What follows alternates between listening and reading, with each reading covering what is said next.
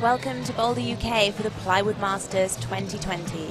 Earlier on this afternoon we had a really tight and exciting semi-finals, and now we're just moments away from seeing all the action from the finals. My name's Mina, Leslie-Wujastyk, and joining me today on the commentary is La Sportiva athlete Neil Grehsam. Thanks Mina, it's certainly good to be here. It is. Plywood Masters has been such a popular competition over the years, and it's great to see it still developing and growing. And that is in part thanks to the sponsors of the event. So big thank you to Squadra Holds, Organic Climbing, Eldred, Red Chili, Friction Labs, Climb Skin, La Sportiva, Nomad Volumes and Moon Climbing. So let's take a look at the start list and see whose faces have made it through. On the women's side we have Frances Bensley, Zoe Petermans, Hannah Slaney, Emily Phillips, Jennifer Wood and Holly Tootle. The men's, Matt Cousins, then Sammy Oakes, Jim Pope, Nathan Phillips, Max Milne and Hamish MacArthur.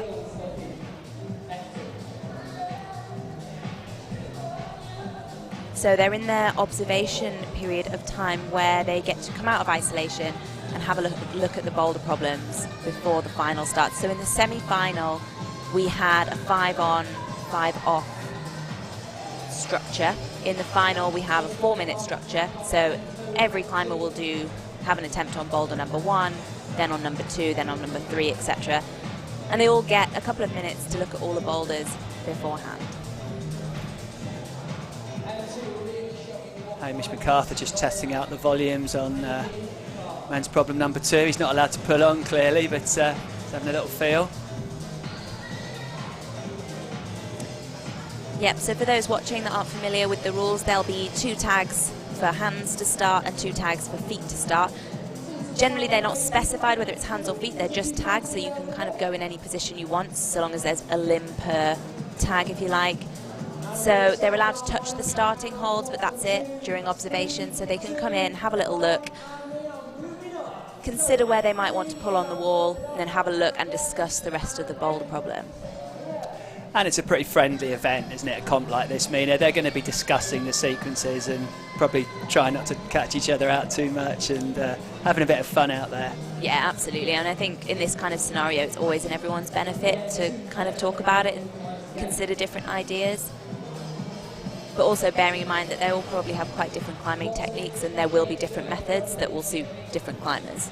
Sure, and it's changed so much, hasn't it, in bouldering competitions these days. The movements are so much more complicated and it puts a lot more emphasis on how you read the problems from the start. Yeah, absolutely, and with only 4 minutes, there isn't that much room if you make mistakes or read things wrong.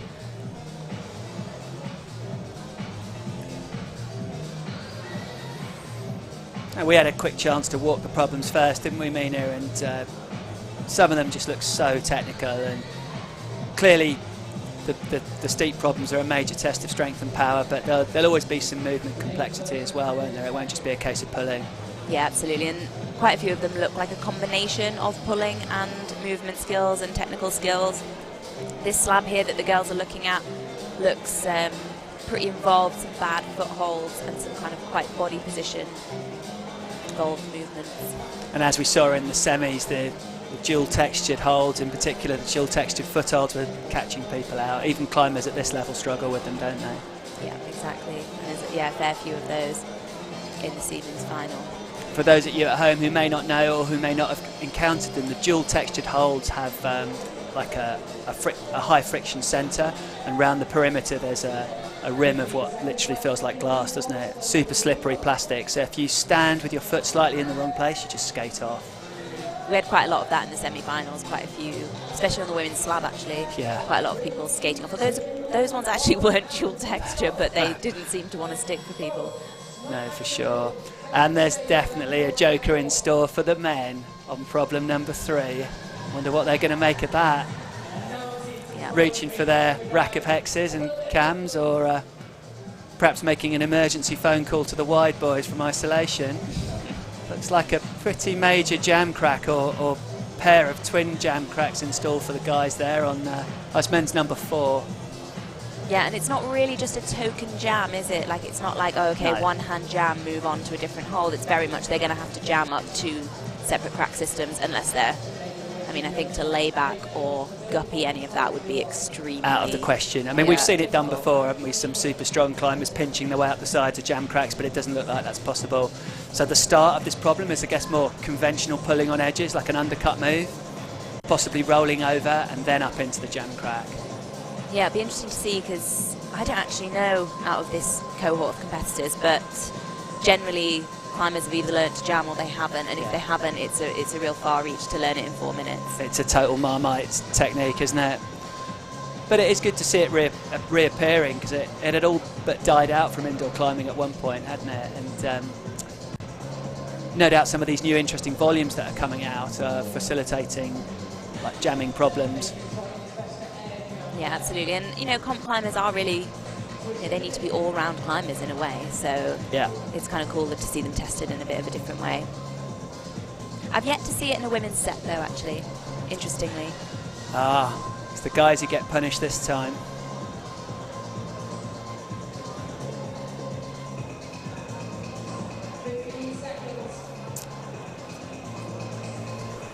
The thing that really struck me about the semis was that it's very hard to back any one particular climber for winning the finals. They were all so closely positioned, and they all had their strengths and weaknesses. Well, not so much weaknesses, but they were slightly better on some problems, slightly worse on others. But I think, what would you say from the women? I mean, yeah, I mean, Holly and Jen were the only 2 women to do all 4 boulders. They both looked really strong. Some of them did some boulders quicker than others, etc. But, you know, they were the 2 that I guess stood out from the women's, because they did all the boulders, including that final slab, and no one else did that slab. It was all about that final slab, really, wasn't it? And with the men, you just couldn't say if you were judging it purely on strength. Hamish MacArthur was just incredible. The guy didn't seem to have to pull on any of the holds. He just floated and relaxed his way up the power problems.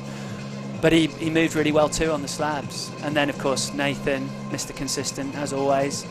And then rapidly up-and-coming dark horse, Max Milne. Any one of those 3 could stand on the top slot. Yeah, and then you've got competitors like Jim Pope. I mean, he was chalking up mid-hard moves. Absolutely, so you certainly can't write off Jim. Matt Cousins coming back from injury, looks strong, but I still don't think he's quite found the form that he had before his layoff time, but he certainly looked like a threat. it'd be interesting to see, because I think sometimes these guys really like switch it on in a final as well. They're used to making finals, so they kind of get through the semi and then they really switch it on in the finals. So Yeah. it'll be interesting to see. And in the women's, we've also got people like Frances Bensley, who's super strong outdoor climber, also really strong indoors, less competition experience, but a lot of kind of ability there. Yeah.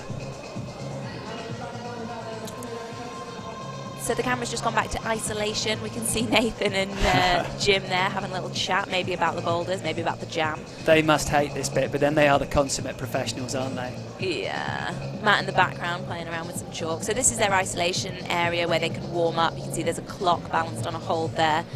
Quite a lot of space, quite a lot of room to move, get themselves warmed up on a variety of different holds and volumes. I think a lot of climbers often complain about the facilities for warming up in isolation, but here they've got access to one of the best bouldering walls in Britain, so there's certainly no excuses. These walls at BoulderUK are well equipped with a whole range of problems, from easy warm-ups to super hard stuff. Matt Cousins there with his hands on an electric fan, as is becoming increasingly popular amongst top competitors. He's just cooling his skin down, and that will help him prepare for the slopey holds that have got quite slippery texture. If your skin's cooler, you're just going to get a bit more friction. We're seeing this more commonly now. Yeah, I guess they get their bodies warm and, you know, firing for the kind of physical movement side of it, but at the same time, when you get your body warm, your hands get hot and then you sweat and you can slip. So, yeah, it makes sense using chalk and I guess potentially even using a fan. Yeah. But it's become a cliche now, but many say that the competitions are won or lost in the isolation area. Mina, I mean, you've done more competitions than me. How did you used to find it? Yeah, it's a bit of a strange kind of scene. I mean, it totally depends on the competition, or at least it did for me. If it was, you know, for example, a UK-based competition, it was really, really friendly because you kind of know everyone. World Cups weren't any less friendly. I just, you know, you would know fewer people. I mean, over the years, you get to know more people and they feel more comfortable. But there's a certain seriousness maybe in those international ones that you don't get so much in these. So these feel really nice and kind of chilled. Yeah, for sure. I mean, these guys and girls all know each other, don't they? It's very difficult for them to use the psych-out tactics on people who they know dead well. And I think it's become more common now for people to socialise a little bit rather than just be in their own world, in their own little bubble with their headphones on. Oh, definitely. And it helps to warm up together, especially for bouldering competitions where there's a lot of kind of weird, funky movements. You can make up boulders together, set little, you know, jumps or catches or, you know, things like that to kind of get you fired up, and that actually works better in a group for sure. Yeah, just treat it like a fun session at the wall. Bit of a crowd building now here at BoulderUK in Preston. Counting down the last 10 seconds before the final starts. George Lonsdale, the host of the event. Okay, so we have the first two climbers out. We have Matt Cousins for the men and we have Francis Bensley for the women. So as we said before, 4 minutes per block, one man and one woman climbing at the same time.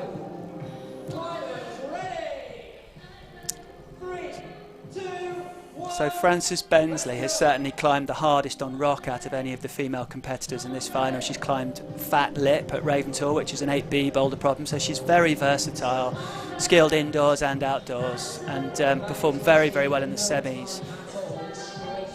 Definitely have to fancy her chances here, especially on a problem like this that involves a lot of power.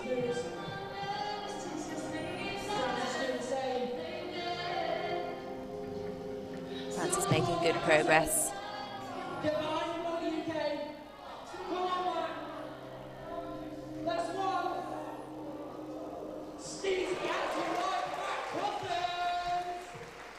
An incredible start here from Frances Bensley. Yeah, and from having looked at the boulders close up, that left hand is pretty poor. Lots of dual textures to deal with here. Oh, just kind of missed the edge of the hole there. Looked like a really quite difficult dead point to an edge. Really low percentage, and what we've noticed with the style of setting for these problems in the semis as well is that they often build, don't they? They'll give you an okay-ish couple of first moves, then the middle will be tricky, and then the finish will be all out.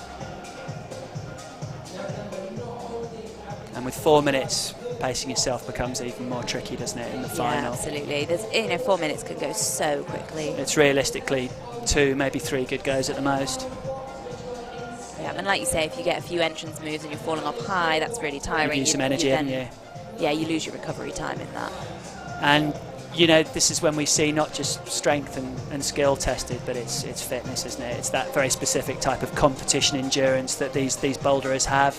The ability to just keep cranking out the hard moves when they're not properly rested.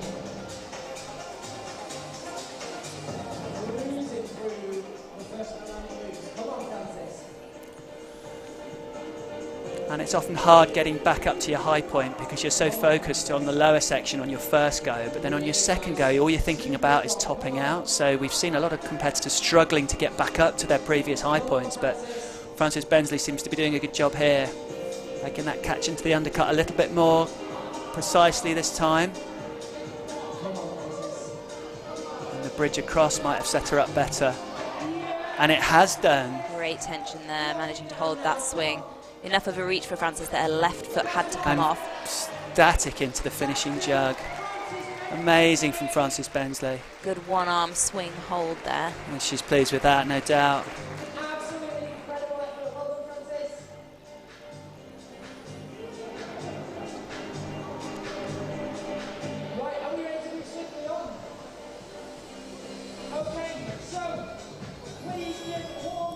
All right, the next climbers are out. So we have Sammy Oakes for the men and Zoe Petermans for the women.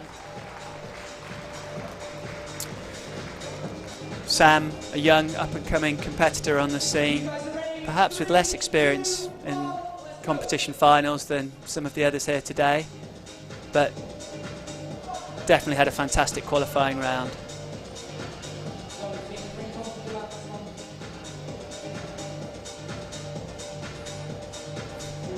Zoe Petermans was just super consistent in the qualifiers. Local climber, familiar face here at BoulderUK. Speaking of familiar faces, there's a bit of a shout out I want to do. Pete Jones, I think you might be watching this if you're out there, Pete. Now, Pete's a friend of BoulderUK. He's a familiar face here. He's had quite a tough old period recently. He's been a bit under the weather. So Pete, if you're watching this, I'm expecting to see you in the final next year. Get well soon, mate.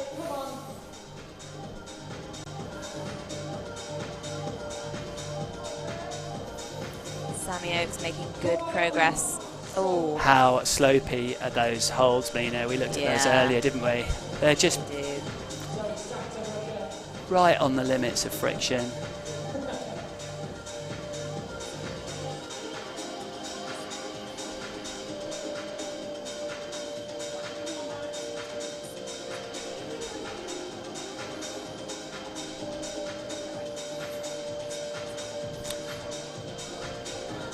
And with a problem like this being clearly so much about power, Sam Oakes having a tricky decision how long to rest before giving it another chance. Using the toe hook just to cinch himself in for this jump move. Set up for that really nicely. But no doubt using these two dual textured volumes is going to be the crux of this problem. Oh, so close. Bounced in and out. Really close there. And Zoe making good progress. She's got the zone hold. Looks like a tough, strengthy move coming into that undercut. And we're just under 2 minutes left. Enough time for another couple of goes. Sam Oakes on problem number 1.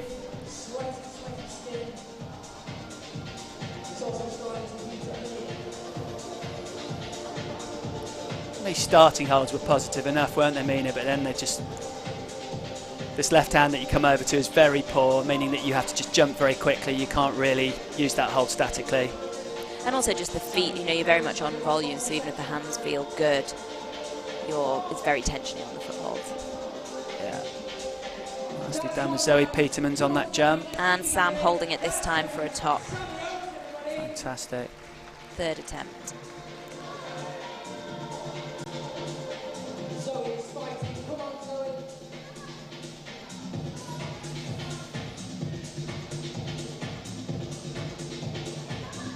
And with the problems in the semis, it seemed like they got harder as the competitors made their way through, and we can only presume that that'll be the case in this final. It's hard to know, though.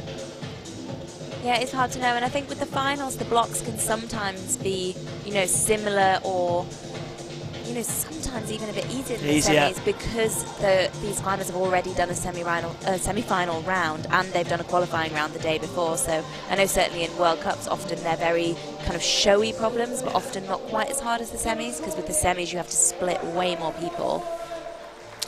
I mean, men's and women's problem number 4 in the semis were just eye-poppingly hard, weren't they? I can't imagine there would be anything much harder than that in this final. No, and also hard is subjective, isn't it? Because it depends on the style.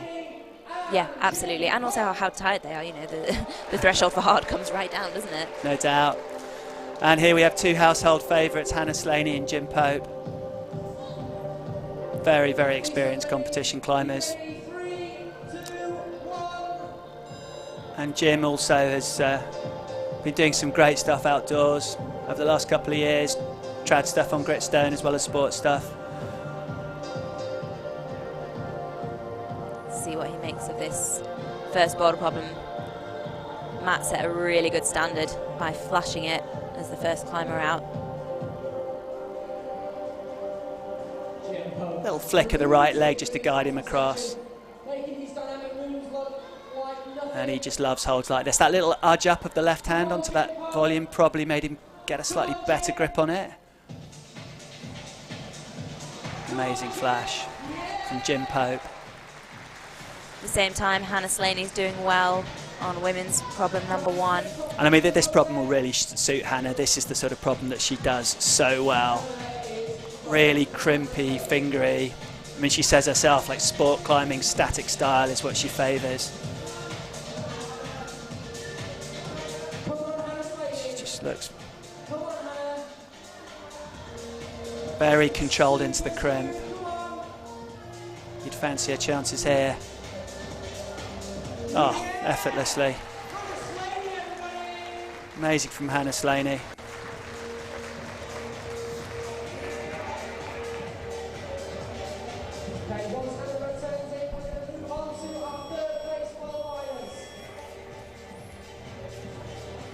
So it looks like we've got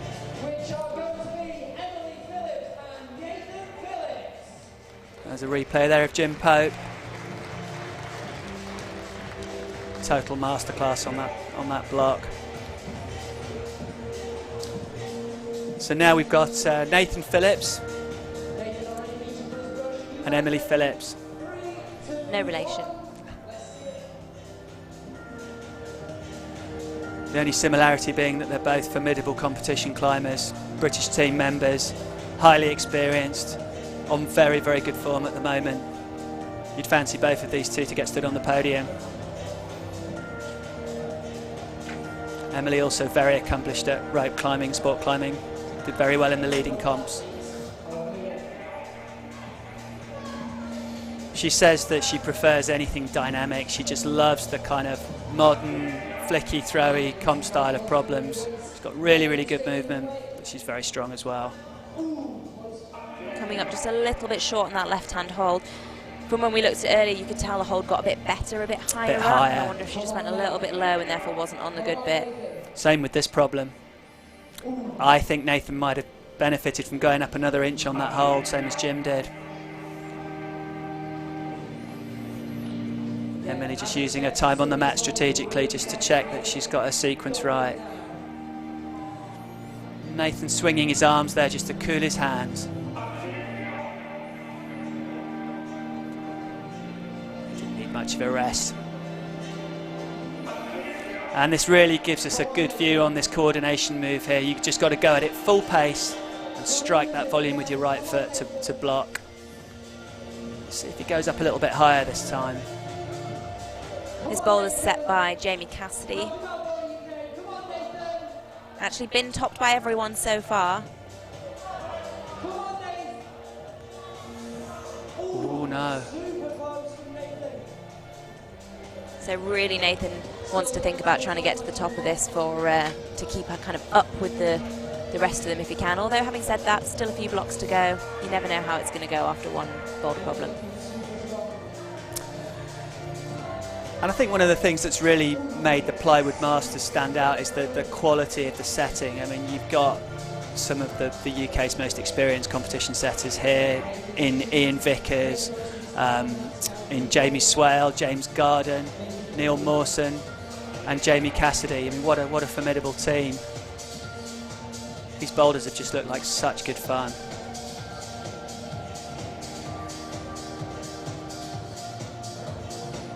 Nice to see such a good crowd, good turnout. This wall's been really popular since it's been open, and yeah, they put on a really good event. It's nice to see them putting in so much effort for the competitors and for the crowd to make it like a really fun event to come and be a part of. Yeah, I mean, BoulderUK has become a real hub for the Northwest now. I mean, it's so well situated for communications. I mean, just being on the M61, M6 junction there, it's accessible to many towns and cities in the Northwest. It's really starting to catch on now. It's the place to be for climbing. Emily's still just coming up a little bit short on that left-hand hold. I'd say this is a surprise to see both Nathan and Emily struggling on these blocks. Not what I was expecting at all. Yeah, agreed. But with 45 seconds left, Nathan Phillips can still top this. And it's just the sort of thing you'd expect him to do. Oh. Tried for the double, very risky. He really is on the back foot now. The thing with the timings in these finals as well is that as a competitor, obviously you don't know, but you have a good idea given how quickly people come back, whether or not they're having an easy or a hard time on a boulder. That's and, right. you know, their isolation is right next to the crowd, so they can hear when people cheer. So he'll, you know, Nathan will know that this boulder has been done and probably done by most of the climbers before him. Yeah, he will. And that's going to be a real disappointment for Nathan Phillips. And that's just the sort of point where in a competition you could think, oh, I've blown it now. But you know that when Nathan walks back through that curtain, he's not going to be thinking like that at all. He's just going to simply think to himself, I'm going to make it up on the next blocks, because we've seen him do that before. So now we've got Jen Wood and Max Milne.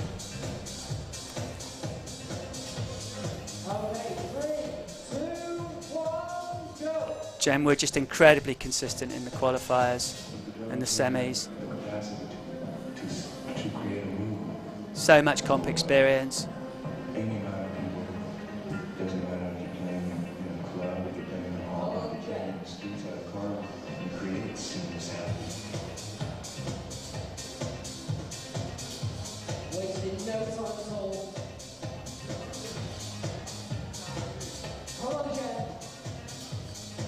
Jen looking strong, problem number one. Up to that left-hand hold pretty easily, actually. She had a toe in that pocket. I wonder if that was slightly different. That's Did the way Emily that... use a heel? I think so. No. She's just got to be tight when you hit that crimp, and she's Looks like she's in on control. for a flash. Fantastic flash from Jen Wood. Meantime, Max Milne, stylishly sticks to the last hold. So strong on that type of problem.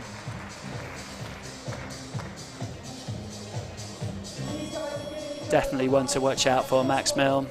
Not just in this event, but in future competitions. He's on a very steep upward curve.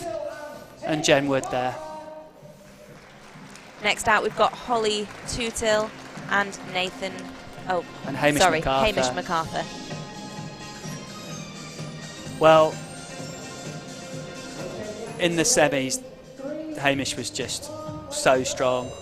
The question is, has he saved enough for the final?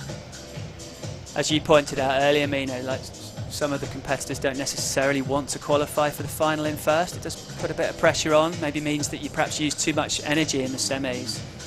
But I think Hamish still looks like he's got plenty left. And Holly too. I guess the thing with coming out last in a final round is you probably have a good idea of whether or not the boulders are being done or not, and so it can come with a little bit of extra pressure. You know, if you really think, okay, everyone's done this boulder before me, Yeah. the pressure's on. Whereas coming out first, it's a kind of clean slate, if you like. That's true, but there's always two ways of looking at it, because if the boulders have been done, you know there's no excuse. You've got to. You know those boulders are climbable, whereas if you think that someone hasn't been first, if someone's not been before you, it can tempt you to just give up and think that what you did was enough. Absolutely. Nice top there from Holly. Hamish just had one go. Resting for another go.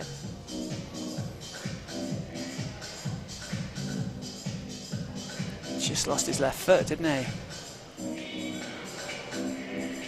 Quite a surprise as well. I think he'll take a bit of rest. Famous last words. Well, I think that looked like an unlucky foot slip rather than a inability to move, he right? wasn't tired, was he? You're right.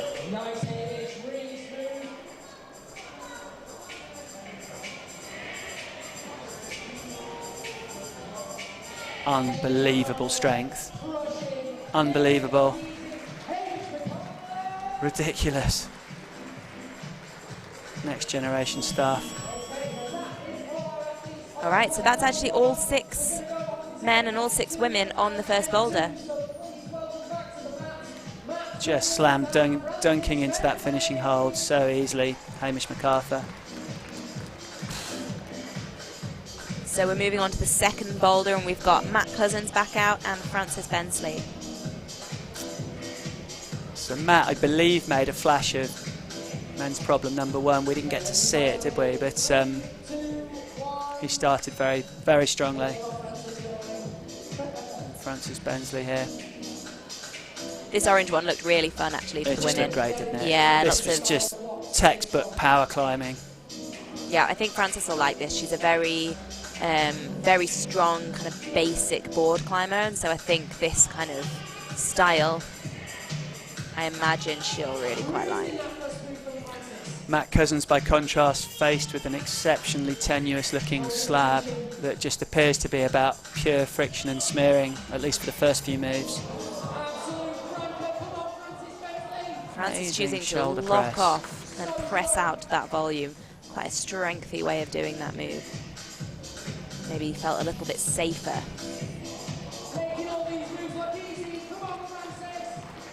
Heel goes on. Just her style.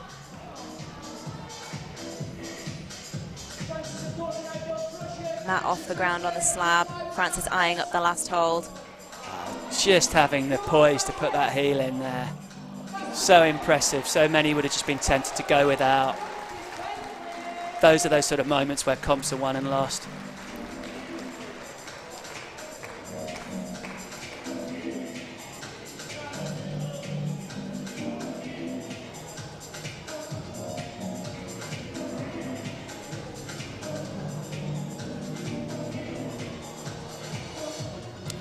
Matt Cousins with so much competition experience behind him, he's renowned for climbing well on this style of problem as well as the steep stuff.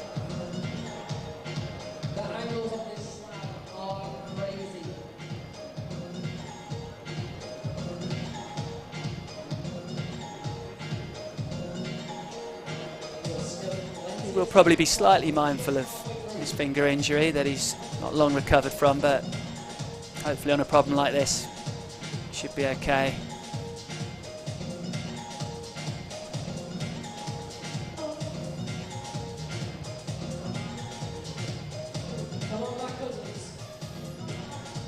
Bendy shoes would seem to be the order of the day on this problem. Yeah, very heavy on the footwork. Tiny crimp in the middle of the wall that he just decided to miss out there. Incredible middle move there. Full stretch. It's that thumb sprag. Having said it wasn't too crimpy, look at this. Yeah, it looks like if you can lean over far enough, there's a palm on that. There's a little crimp that you could use as a palm on that left-hand volume. It looks like quite hard to get his body weight over. Oh, just lost the foot as he landed.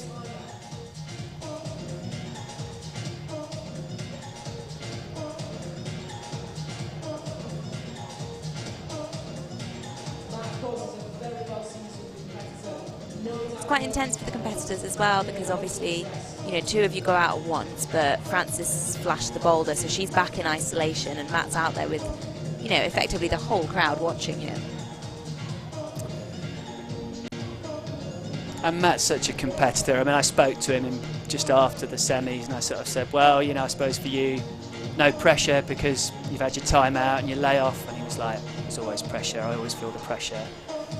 It's just, these guys and girls just set such high standards for themselves. That's why they climb so well.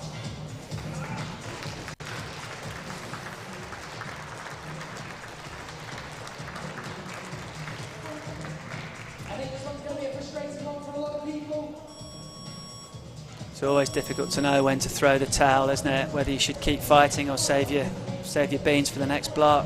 Yeah, absolutely. Especially when you've only got 4 minutes. Tactical decision from Matt Cousins. All right, so next out we've got Sammy Oakes for the men and Zoe Petermans for the women.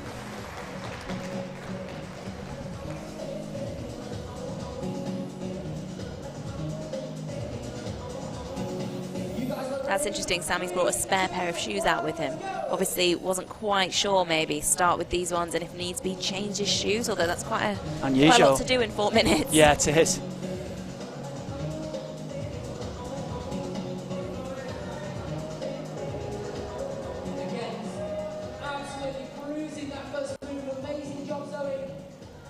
Incredible use of the inside flag there from Zoe Petermans.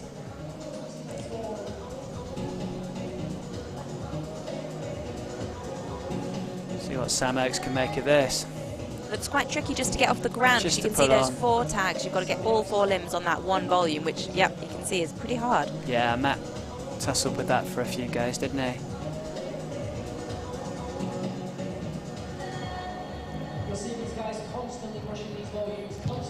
It's just your worst fear, isn't it, that you won't actually be able to pull on to the boulder problem. But it's a definite possibility on something like this. Oh yeah, I've been there. You can see them brushing a lot on these boulders. It really makes a big difference. Climbing walls are cold, but with a lot of people in the audience and obviously a lot of adrenaline, and things can get a bit chalky and hot and slippy. And it's funny, isn't it, how a certain type of climber thrives on this type of situation, and yet for others it will be a total nightmare. The thought of not being able to pull onto a problem is enough to put so many off competitions. I think it's a unique mindset that you need to be able to just stay calm, not get flustered, not feel the pressure, and just focus on your game. It's not to everybody's taste, that's for sure. But I think the nice thing is that you can experience this type of thing in a sort of lower level by just doing one of these sort of local friendly competitions, which we have so many of in the UK. When you see all the lights and high drama like this, it's easy to think, whoa, that's not for me. But actually just going to a friendly comp on a weekend with a load of people is it's great fun, it's sociable. It's different, isn't it? Yeah, absolutely. And then it might be that you find yourself in one of these finals one day and then you're like, oh, actually it's not as bad as I thought it was. Exactly. Still plenty of time left on the clock, so you've got 40 seconds to go. One thing I always found when I competed is that, people often said, is it not really intense with the crowd and the lights and everything? And actually, do you know, when you're really trying to get up a boulder problem, you don't notice all that stuff. No. Yeah. You're just really focused on trying to solve whatever the problem is in front of you. And you can see when you look at their faces that they're just really focused on what they're doing. Yeah, they just want to climb it, don't they? And that's the primary motivation in a way, isn't necessarily to beat the other competitors, it's to climb the problem.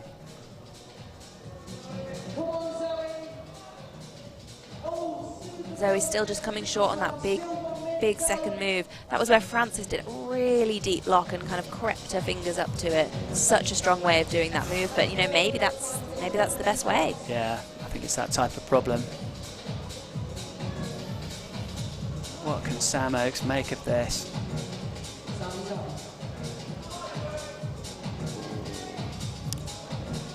Requires power as well, doesn't it? It's not just about smearing and balance. You've got to be able to pull yourself in on that volume. Yeah, absolutely.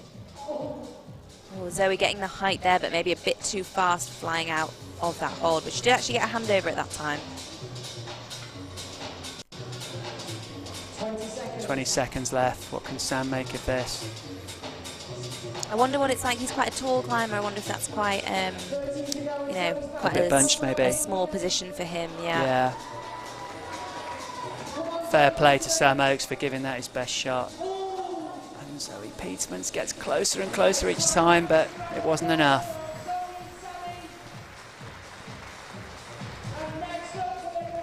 All right, so next out we have Jim Pope for the men and Hannah Slaney for the women.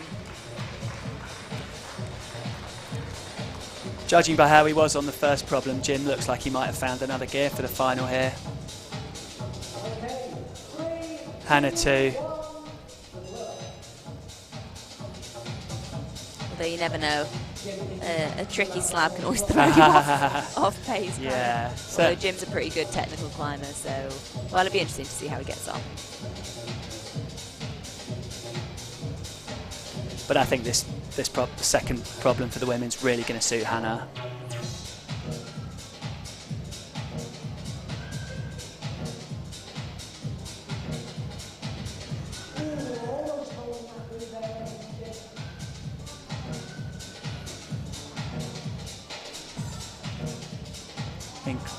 Incredible contact strength from Hannah Slaney. She hit that hold right on the limit and just was able to reel it back in.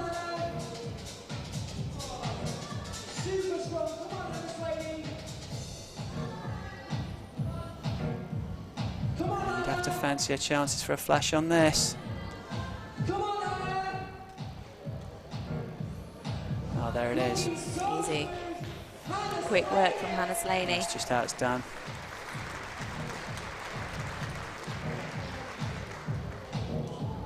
Incredible coordination move from Jim Pope there, just flicking over the top with his right hand. Almost looked like for a second he only had his left foot on the wall. Just floating, wasn't he? He's always had the magic moves, this boy. Tricky foot swap. See what he can make of this finish. And this is where Matt Cousins made that full stretch up to the zone hold. And Jim's got it as well, but can he make further progress? Matt Cousins just skated off on this next move, coming out left. Can Jim hold it together?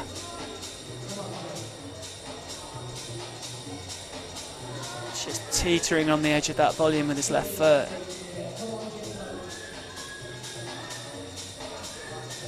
What is he doing there, Mina, with his thumb? I'm not sure. Is there a bolt hole there or something? Is he trying to crimp the side of the boulder? Meantime, he's hanging off his right hand on that tiny crimp. Good flexibility from Jim That there. was amazing from Jim Pope. Really What was good. that? I'm not He quite just sure stalled, that's how it was didn't set. he? He stalled, and I thought, what's this guy doing? He looks like he's trying to write his name on that volume, and then suddenly he just explodes into this rock over and tops it. Suddenly used his leg like another arm. He really does seem like he's stepped it up for this final. And Hannah Slaney too. This was the move. It could be good to see this on slow motion. Watch her hit it. Oh, we missed it. Easy on the top there.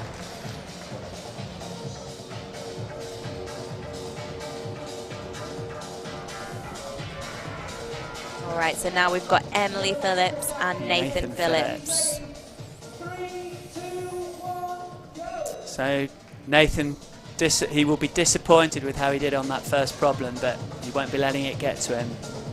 Same with Emily, really. She also struggled on the first problem unexpectedly, so they'll both be kind of wanting to play catch up a little bit if they can.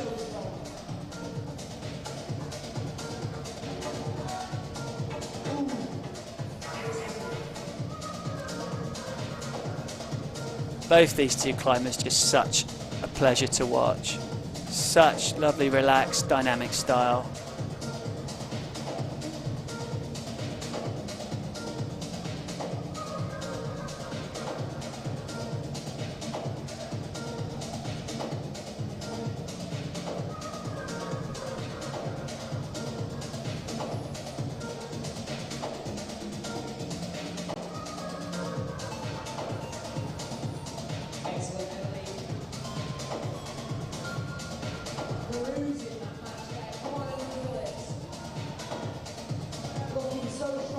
But one thing they say about Emily is that her biggest strength is her mental determination. She just fights and fights.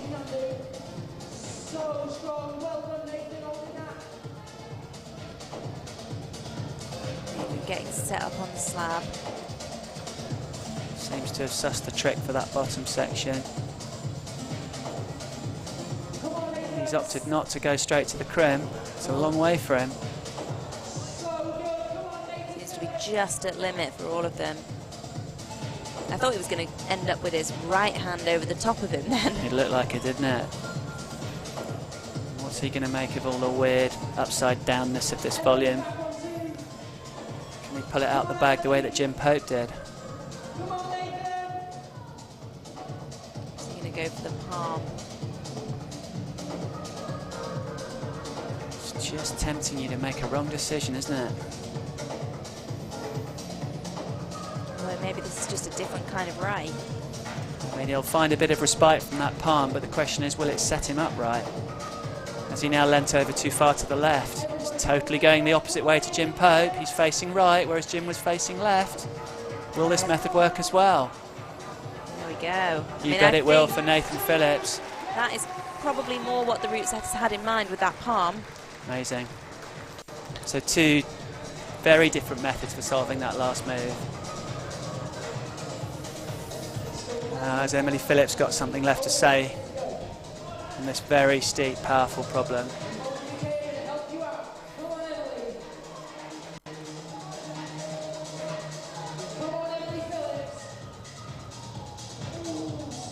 I think we can glean that that left-hand move is the crux of this problem. Yeah, absolutely. Not that it's a gimme afterwards, but it would seem that sticking that is a major barrier. Emily just looking at the clock there, she's got enough time theoretically for another go, another possibly 2 goes.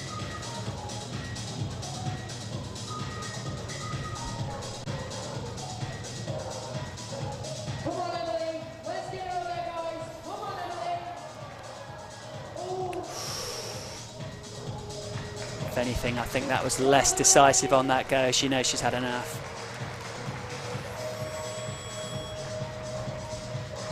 Okay, so next out we have Jen Wood and Max Milne. So Jen, I can imagine liking this problem. She's a pretty powerful, dynamic climber. She's used to this kind of style. Just Emily's, was this her last go? And then Nathan's solution for topping that slab. So impressive.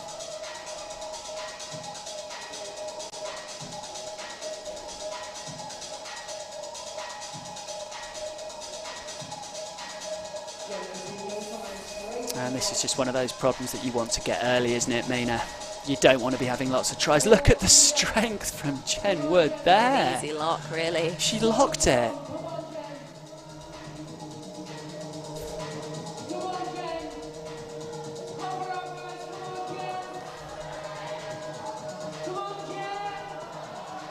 Devastating display of power from Jen Wood. Crumbs.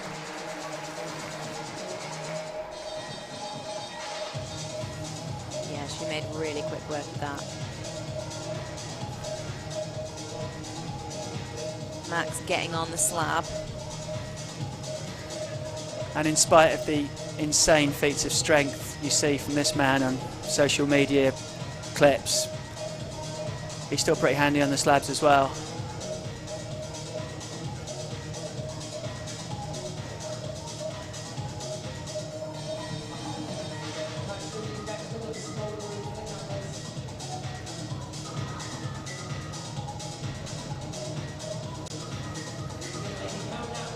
Seems like it takes them a couple of tries just to feel the knack for this first slab, doesn't it, Mina?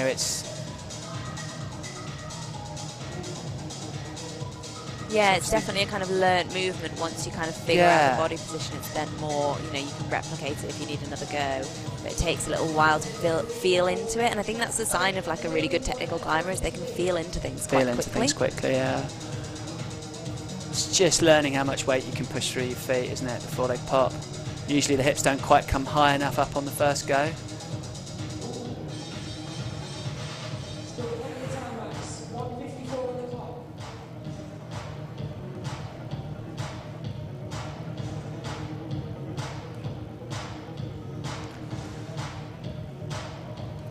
And Max as a competitor just seems to have this mental strength and determination.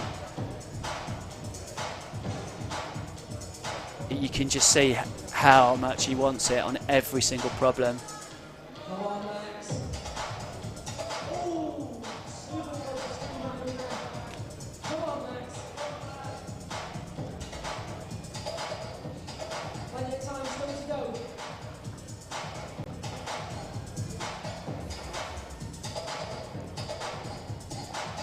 This boulder was set by James Garden.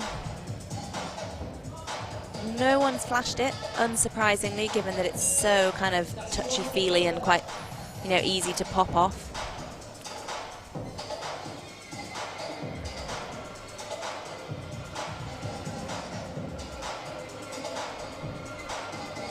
Considering crimping the back of the volume there. Or maybe he is crimping the back of the volume with that left For hand. him, it's probably a goer.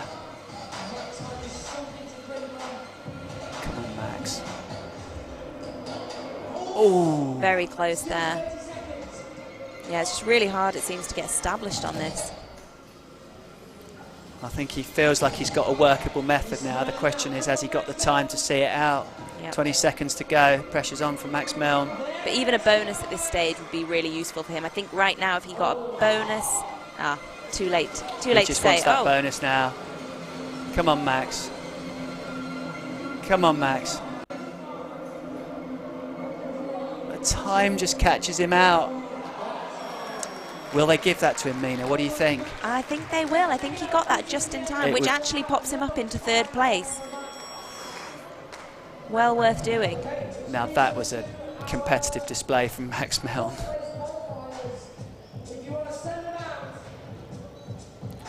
This from Jen Wood was for me the most impressive climb of the finals so far. I don't know what you think, Mina. Yeah, she just kind of walked it, didn't she? Yeah.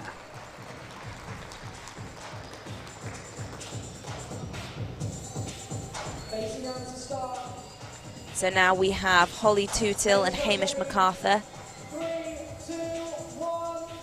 the last climbers. So these two qualified first in semi-finals, which means they come out last to each boulder problem.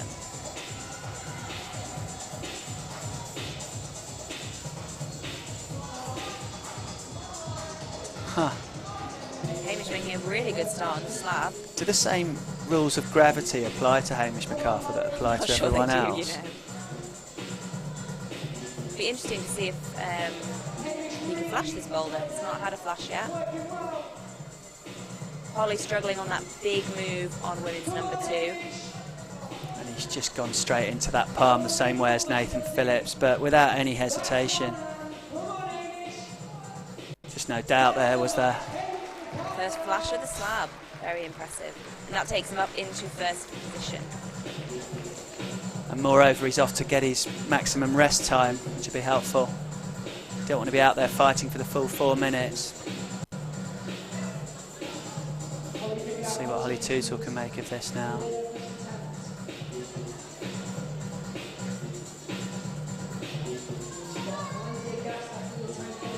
So set by local setter Jamie Swales.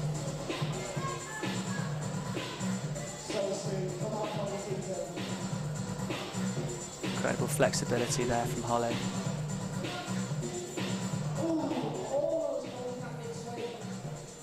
Close on that big move, but not quite. Seems to be two aspects to it, doesn't it? One thing's getting your hand round, getting your left hand to the hold, and the other's keeping your hips under control. And keeping that strength in that right arm. You know, the girls that have really done To that resist, move yeah. with ease, Yeah. it's been more like a slow press rather than a dynamic throw, which means there just isn't as much force taking them out from the wall. Sure. And they're able to really kind of grind in with that right shoulder. arm, yeah. They're just not moving as fast. It's like a kind of hydraulic movement rather than a kind of chuck. Mm-hmm. Or if you're Francis, it's just a complete lock.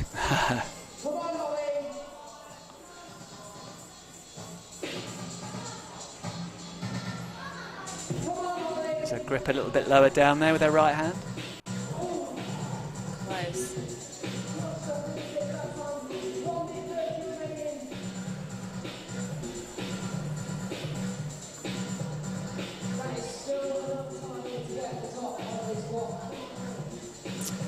So when you were training for boulder competitions, Mina, did you used to do hard problems with short rest periods between like this? Because it's just not something that you'd normally do if you went for a typical boulder session at the wall. You wouldn't like keep jumping back on problems after 30 seconds, would you? Yeah, I suppose. And yeah, we did used to do a bit of that. I mean, that would be something you'd do kind of more in the run-up to the kind of World Cup season or something. You'd start to do these kinds of sessions that replicate what you're going to be wanting to do in a performance window.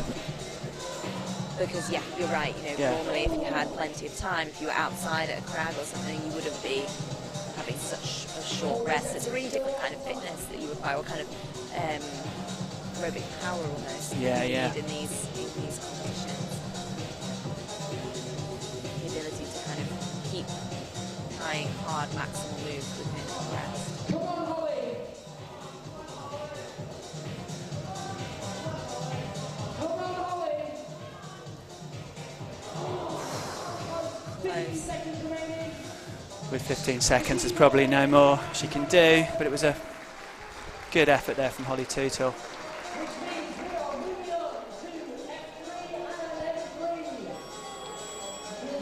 Right, so that means we're on to the third problem. So we've got Matt Cousins and we've got Frances Bensley coming out. Women are on the slab this time, the orange slab. So this slab just looks wacky and fantastic, doesn't it? Yeah, it's kind of hard to read actually. We couldn't decide No. how difficult it looked or where the hard bit was going to be, or even how to get off the ground. That mad shape in the middle. And this, the start of this is just, I can't stress enough how slippery those starting holds are, those dual textures. The top of them is just, it's just like standing on a slab of glass. Little foothold there that's intentionally been put on. Matt making really so quick little. process. Looks like a difficult finishing hold. I think he's going to have to press up into it. Oh, shame there. I wonder if it is that or whether you keep the heel down and just flick into it. So how is Francis going to make of this next bit? Looks like it might end up being quite shouldery on the left shoulder here. It's going to be a hydraulic press, isn't it? Maybe a flexible moment.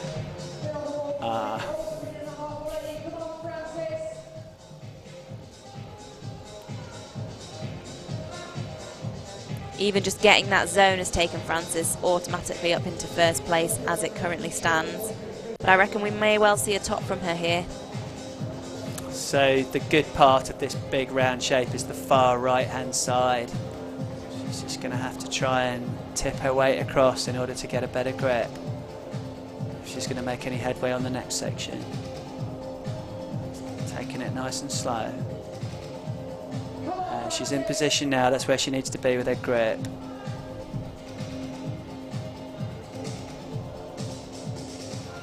You predicted this would be quite a hard press, didn't you, Mina, this last move? Well, I was just looking at that foothold and it just looked pretty bad, really. It's got that dual texture on the outside. And from the ground, you can't really see what those crimps are like. Although maybe, you know, Francis looks like she's pretty strong on them there. Still almost can't really see under her fingers. She's got time on her side as well. Incredible. Great effort from Francis there. It's all in that right foot staying on, I think. Yeah.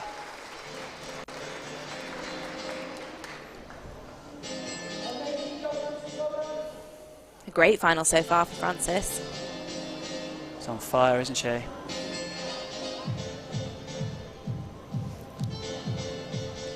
Now, Matt looked really good on his first go on this. It just looked like he kind of knocked himself off with that heel, so hopefully he can get back up there and finish it off.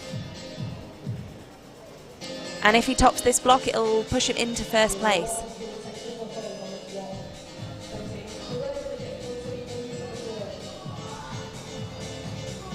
With or without the heel? Without. There it is. Very good. But I think he'll be kicking himself, won't he, Mina? Because he'll know that he could have flashed that if he hadn't gone for the heel. Yeah, very true, very true. In so many ways, the heel was the more obvious option, wasn't it? It was a potentially more controlled option. Yeah, yeah, you've got to be pretty confident to go dynamically like that at the top of a boulder when the hold's all shiny. Okay, so we've got Sammy Oakes, and for the women we have Zoe Petermans.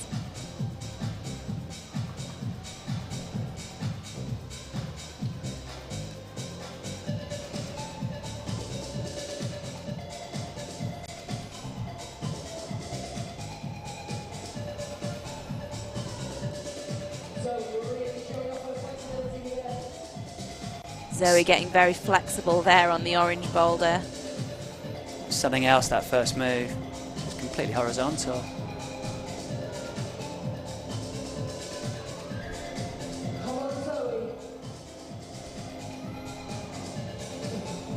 Sammy's struggling a little bit at the beginning of that red boulder.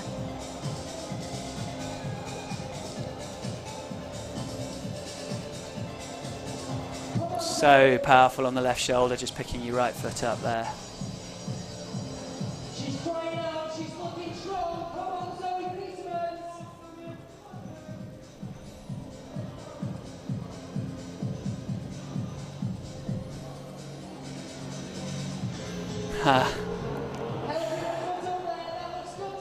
If you need a bit of help and you've got a spare limb. Anything goes.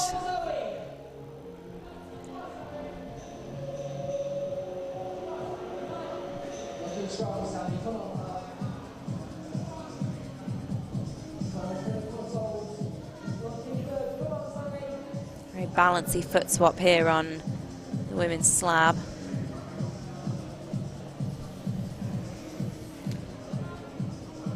Urging across to get that right foot on that not great hold. Final few moves. Will that be a dual texture as well, Mina, that one? The right foot hold it is, so it's pretty good friction in the middle of the hold, but the edges are shiny.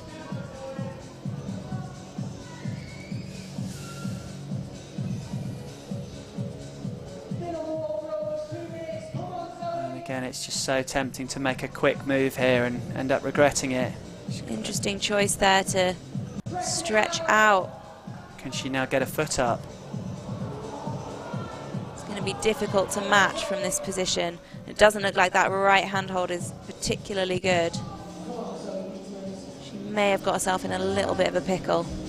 It's one of those so near but yet so far moments, isn't it? Is she? Will they give that to her, Mina? I'm not sure they will. I'm not sure they will. Judging by the body language, she knows. Yeah, that's a no. Couldn't have been much closer. Heartbreaking. Yeah. Come on, Sammy. He's struggling to get established on this. Oh, interesting, going up left hand. He's got a minute left, so he's got time for another couple of goes. Such an impressive first move. Zoe cracking on without very much rest, mainly just because she hasn't really got time. With 40 seconds to go, she really couldn't afford to rest on the mat for very long, which makes this kind of thing really quite hard and very taxing.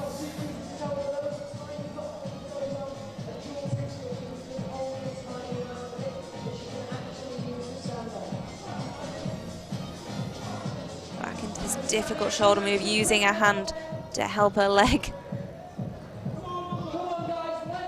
And she's got that move wired now. 15 seconds to go. She's going to have to be very quick to get a top on this. And it just isn't the sort of problem you want to be rushing on.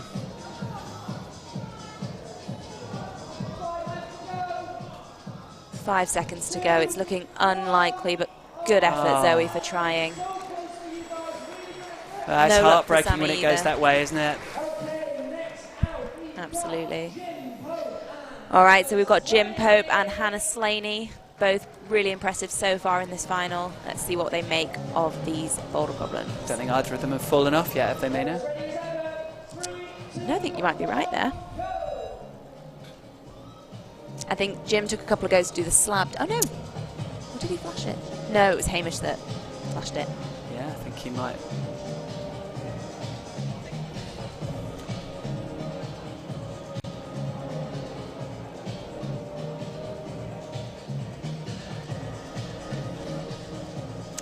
And sometimes it's just such a dilemma how you're even going to pull onto these things, isn't it? Which limb goes where on the various starting tags. Yeah, sometimes there's multiple ways something could work. Or Jim trying to use what I think was meant as a foothold there for his hand, but he's been climbing on grit pebbles a bit too much. Everything looks like a handhold suddenly. Could well be right there.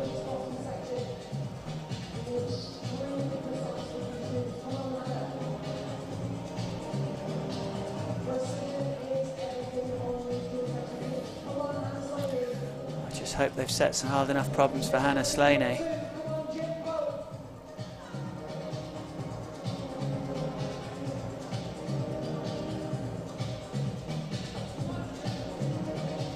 Jim getting established.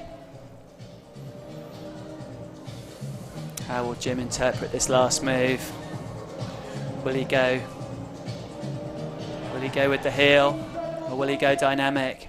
Both climbers approaching the top. I fancy him for dynamic. Oh, he's going heel, but it works. Yeah. Amazing. Jim makes a top. As does Hannah. Well, she still Hopefully needs to match. Still but needs to match, which, as we've found out, is it's a potentially tricky part of move. the crux. Look how slopey it is. Pinch strength it's going to take to match that. Ooh. Problem is they're all pretty stretched off that bottom foot, aren't they? Can she bridge? Where is she off to? She's not allowed to go any higher, that's for sure. Got time on her side, but she doesn't want to have another attempt like Zoe Payton did. Can she Is bridge? she going to bridge? She's definitely going to try. Because, of course, Frances was a lot lower when she made that match. Yeah. That's the thing they say about slopers, you don't want to get too high on them. Can she find a stable bridge position? I think she can. I think she can. She can as well. Oh. That was just incredible. How about that?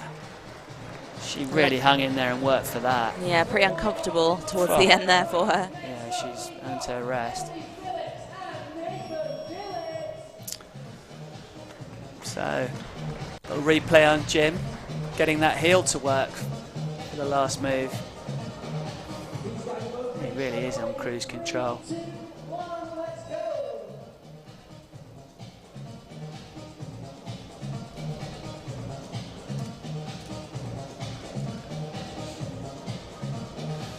So Emily she'll be disappointed with how she did on the previous problem, but I definitely fancy her chances to make it up on this one. Yeah, she seems to be struggling a bit more than usual in this final. I wonder if she's a bit tired from the previous round. It was quite a physical round, wasn't it? Yeah.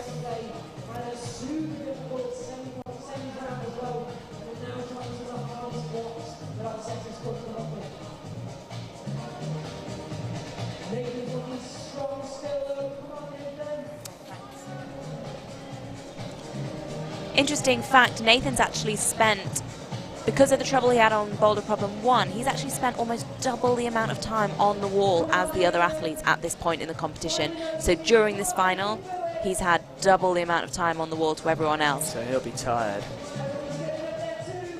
A total of 3 minutes actual constant climbing. So it's pretty impressive, but you know, he's dealing with a higher kind of fatigue load at this point than his competitors. It's almost the amount of time you'd spend on the wall if you're doing a route or a sport climbing competition. Absolutely. And yet it's at the intensity of a boulder comp. Just goes to show how much kind of technical mistakes can cost you in this kind of scenario. Even if you do end up getting to the top, you're then much more tired leading into the other boulders. Really looking forward to seeing how Emily solves this tricky match at the top of this problem.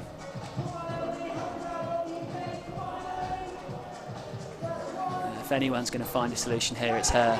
Yeah, she's gone the same as Frances, Yeah. a bit more straightforward. Yeah, don't overcomplicate it. Nathan's going to have to dig in deep here.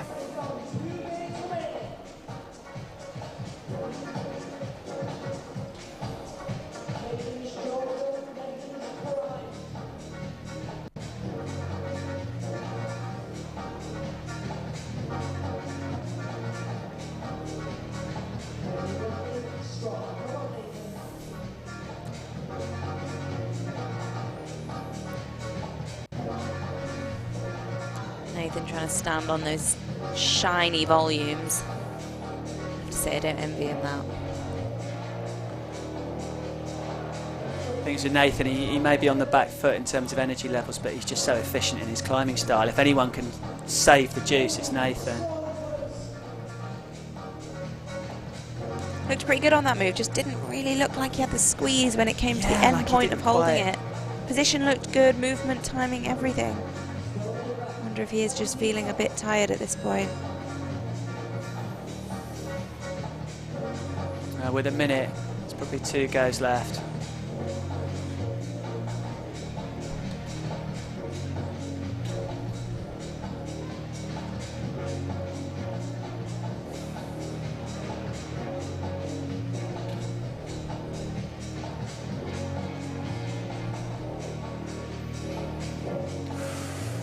Ultra slippery Squadra volumes.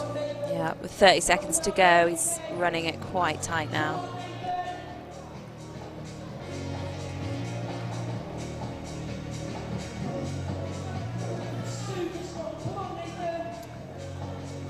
And BoulderUK have certainly been showcasing some incredible holds in these semis and the final. Oh, look at that. The double flick with 7 seconds to go. Can he make this? Can he do it? Of course Yes. he can. Just in time. Nice That's what one, he does Nathan. best. Nathan Phillips.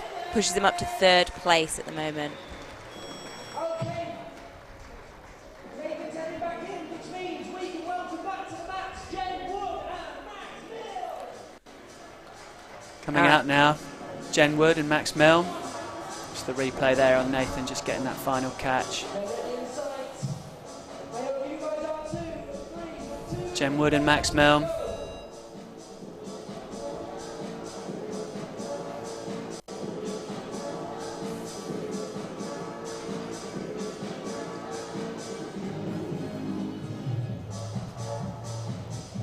And her previous climb was just something else, but a very, very different style.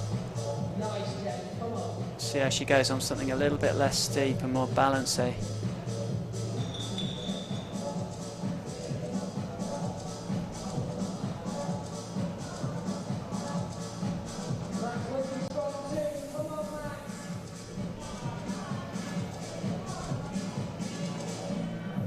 Jen showing how strong her shoulders are, making light work of that. Max making the double catch. He really means business on this. With the heel for a nice static finish from Max Milne. Ooh! Ooh, an unlikely pop off for Jen there. Very surprising. She'll be disappointed with that. Just happens sometimes, doesn't it, though? She looked pretty solid and then all of a sudden off.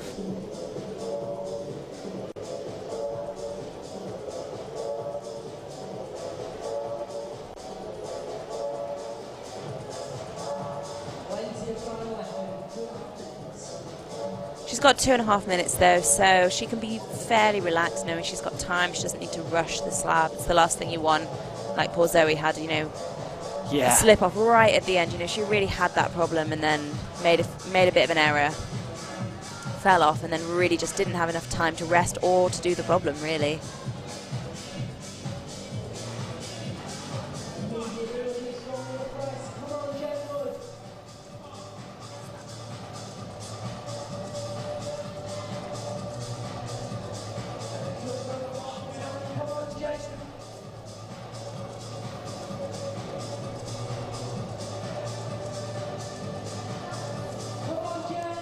Okay, so if Jen tops this boulder, she will move into second. She's currently in third. She's got 1.5 minutes, so there's no rush. She just needs to not make a mistake. Very quick on that move, Mina. Nicely done. Whoa. There's an air of confidence there.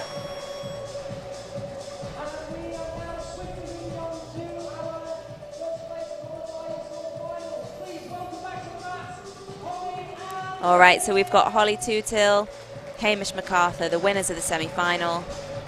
Let's see what they make of these boulders. And the previous two competitors, Jen Wood and Max Milne, just up and off the wall so quickly.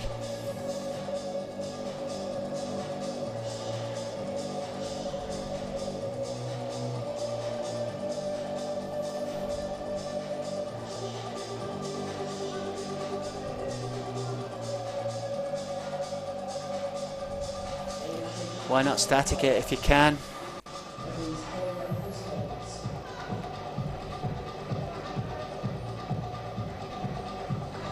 That's a different approach from Hamish MacArthur. It's the left-hand volume first.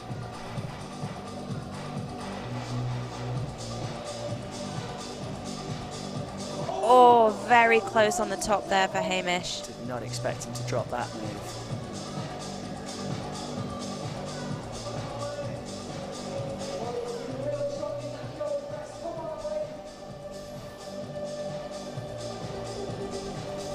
Holly Tootill, will she make the high step with her left foot? Easily.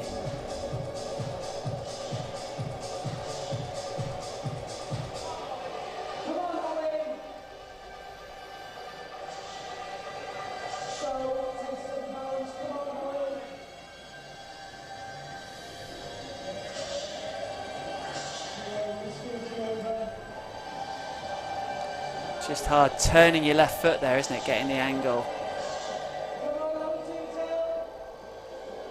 Yeah, very delicate on the feet here.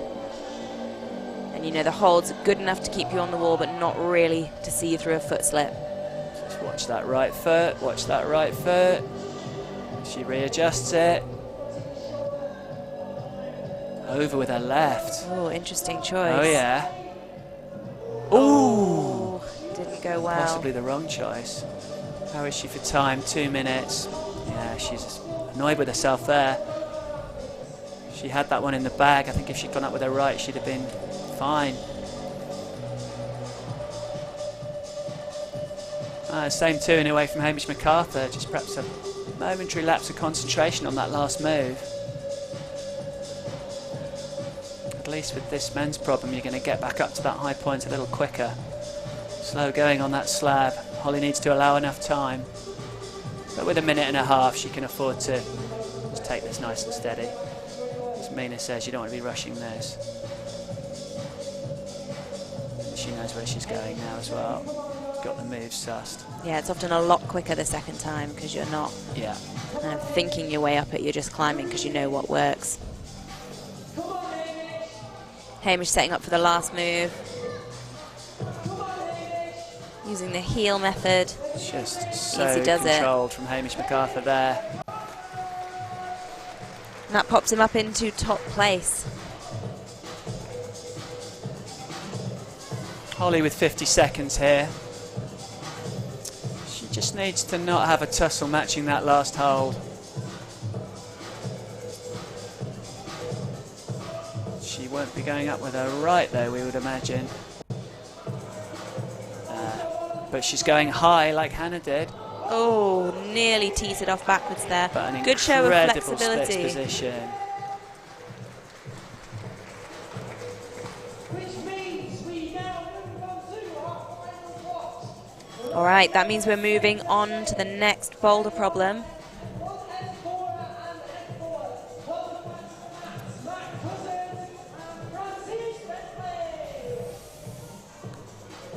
Yeah, Matt Cousins and Francis Bensley on their way out for the final block.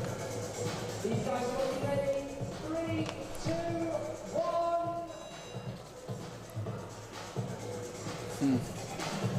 And so the pièce de résistance from the route setters here. They're going to have smiles on their faces as Matt Cousins sets out. But there's one thing I can vouch for with Matt. He knows how to jam. I've seen him climb steep roof cracks on sandstone before. He's certainly not. You can't be pigeonholing Matt Cousins as a typical indoor climber. Watch this. There he goes. I bet he was pretty psyched knowing he could jam. He'll be loving this. Chalking up. He's not going to be giving his finger any problems either. It's just Bensley just losing balance on that volume. I mean, it doesn't even look like easy crack climbing, right? I think this first left-hand jam is good. But you've definitely got to know how to jam your feet as well. The crack's a little bit offsides at the top. Offsides meaning you can't quite get your hand completely in it. It just kind of goes half in, makes it a bit more, you've got to really tense the muscles in your hand to make the jam lock. But a superb cross under from Matt Cousins. And a flash. I mean, that could stand him in really good stead because it might be that the others They could struggle. can't jam. It's just so all or nothing crack climbing like that. You can either do it or you can't. And you see it often in competition climbers. You know, some people just have never done it and don't know how to do it. Don't know what to do. Ooh. Strange, complex looking move on this problem for Francis Bensley.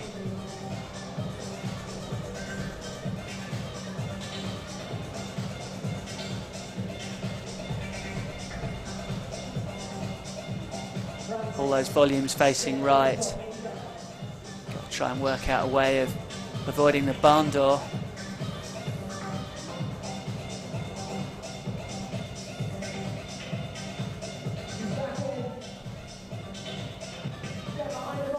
That foot's pushing you back the wrong way. Francis looking at her skin quite a bit. You know, they've been climbing on volumes a lot. If you think about the number of volumes compared to the number of kind of straight, you know, handholds, it's really volume heavy. It was the same in the semis, and I imagine pretty similar in the qualifiers. Now they're great to climb on. They're really interesting shapes, creates interesting and you know, thoughtful boulder problems, but it is hard on your skin. Wrecks your skin. Absolutely. She's determined to use that right foot. Must be the way to go. A bit of a knee bar and maybe a bit of a thigh bar now, or no, she's come off it. Just Wondered if it's not a heel on the side of that Nomad volume. If anyone will know, she will.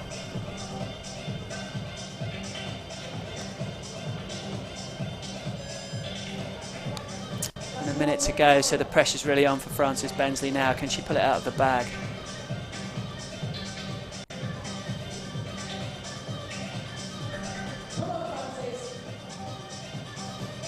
A different approach this time. She's staying lower.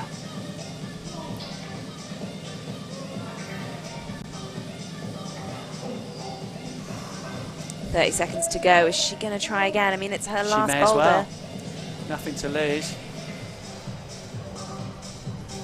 Nothing to lose, but almost not quite sure how to go about it by the looks of it. Yeah. It's not as straightforward as some of the others, you know. This move is hard and struggling on it. It's kind of like... I think that's her. That's it for her now. Oh. Yes, no, no.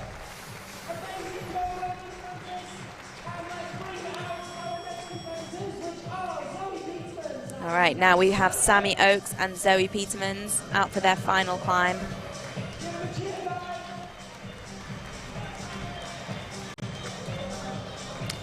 Well, in terms of power levels, it would seem that this final block is probably the hardest for the women. What do you think, Mina?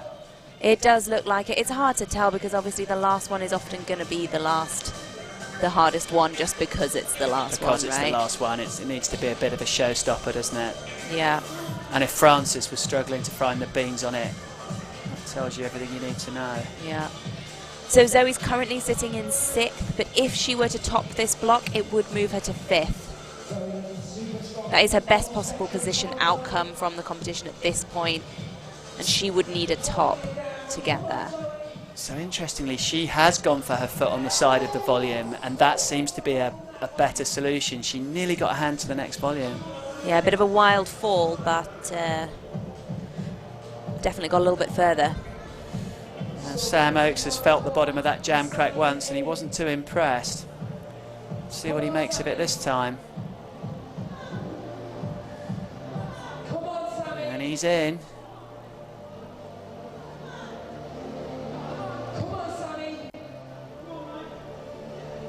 Oh, and he goes for the layback. It's going to be a lot harder. Setters have made sure that that's not going to happen.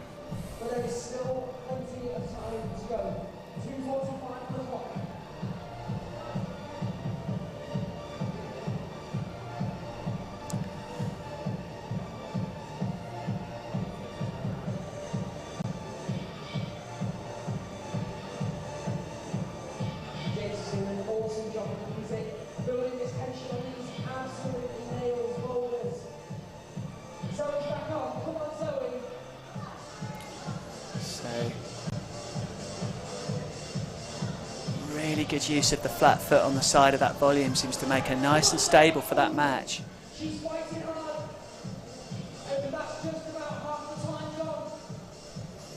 2 minutes left.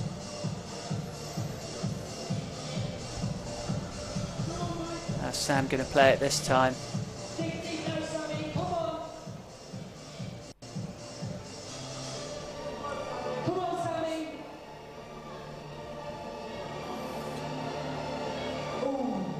With a hand crack like this, it's always a case of whether you face your palm one way or the other. Palms left or palms right. Very stable on that match from Zoe. Looking good. Oh. She's still got some time, over a minute left.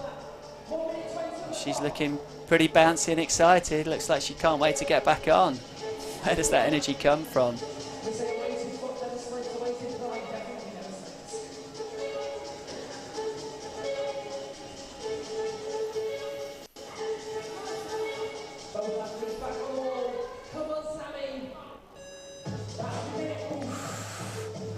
Just spitting him out unceremoniously. Less than a minute left now.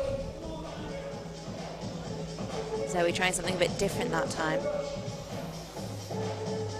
Is this crack going to prove to be the decider of the competition for the men? And indeed, will the person who tops women's problem number 4 be the victor?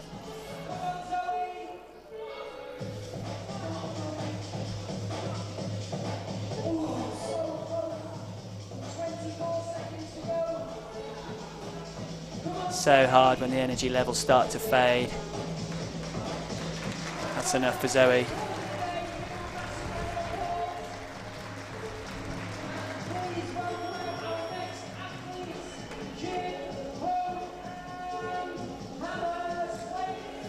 So, Jim Pope and Hannah Slaney both have had an incredible final so far. And both still potential winners. In the men, it's quite open still. 4 of the men could end up in that top spot. Jim would have to top this block to still be a contender for first, but it's possible. In the women's, it's a little bit tighter. It's really between Hannah and Jen. So both still vying for that potential top spot. Hannah currently sat in first, so defending, if you like. See what she makes of this dynamic boulder problem. Now Jim can climb cracks.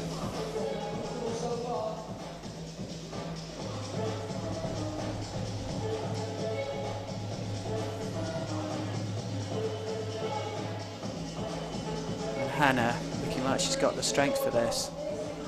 That move has spat everyone off so far. She's out onto that volume. So for Jim, the way Matt Cousin solved this move was getting his left toe very high in the bottom of that first crack in order to make the lock up into the second crack. You want your palm either layback or palm facing left. Jim going for the layback, a very strong method there. Yeah. But clearly able to jam, knows what he's doing. Hannah in the meantime makes a top. First top of that problem.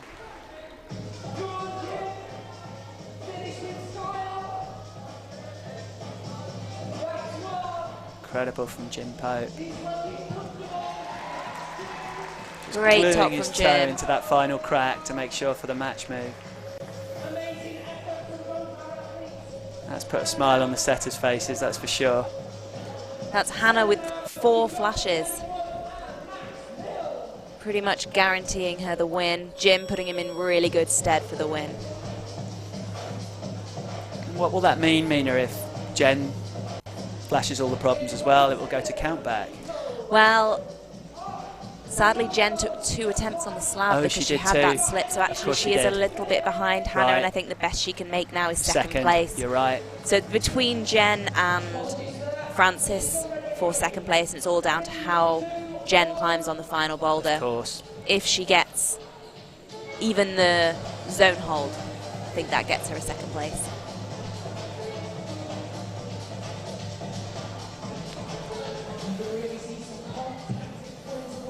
Well, you can't help but feel that the final problems haven't quite gone the right way for Emily Phillips and Nathan Phillips.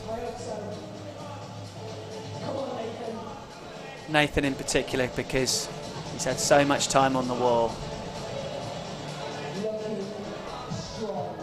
He seems quite happy in that crack. His jams look pretty locked in. Will he lay back, do you think, or he's going to give it a try? Shifting to the layback. You'd have thought the setters would try and prevent that, but it seemed to work for Jim on this move. I mean, I guess they can't get away with not jamming at all, so they definitely need to know how to do it. You've got to jam in the bottom of the first crack and the bottom of the second crack. Interesting that he's gone for a heel there. Quite hard to turn round from this position and start, oh, facing the other way.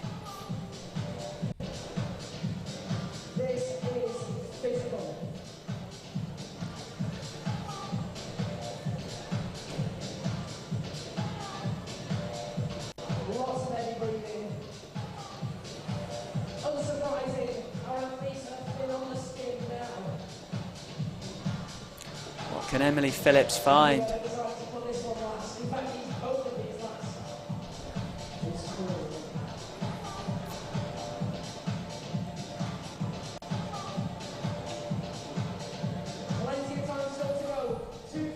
She has looked.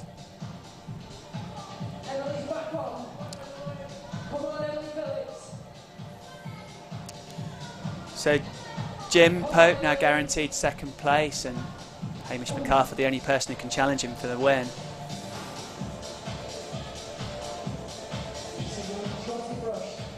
And Emily and Nathan find something here. So late in the competition, when energy levels are so low.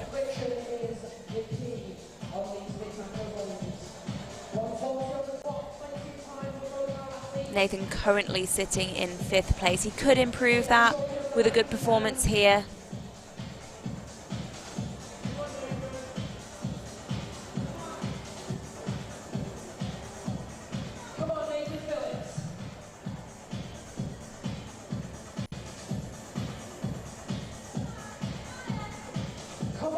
Setting off into the jams. You can see Nathan's actually taped his hands, not a full tape glove, but just over his knuckles, just to take the edge off the jam.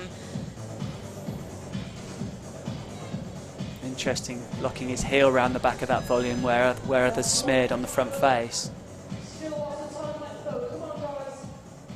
Still just kind of looking like he wants to get out of that jam as quickly as he can. He's able to do it, but it's not fully comfortable for him. 45 seconds to go. I think he's really got to focus on getting good hand jams here and not switching to a layback too soon. But with only 30 seconds left, that could be it for him. One last try for Emily. This is just such a killer match move, isn't it?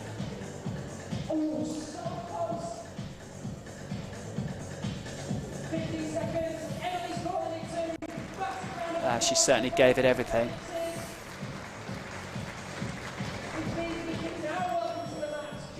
All right, so now we have Max Milne and Jen Wood. So Jen, hoping for 2nd place here, depends how she does on this boulder.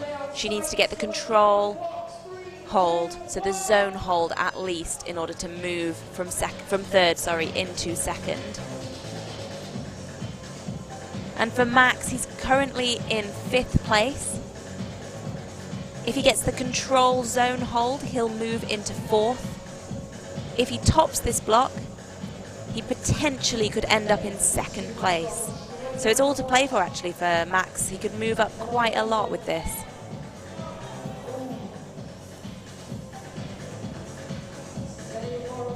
Don't know anything about Max's crack climbing skills.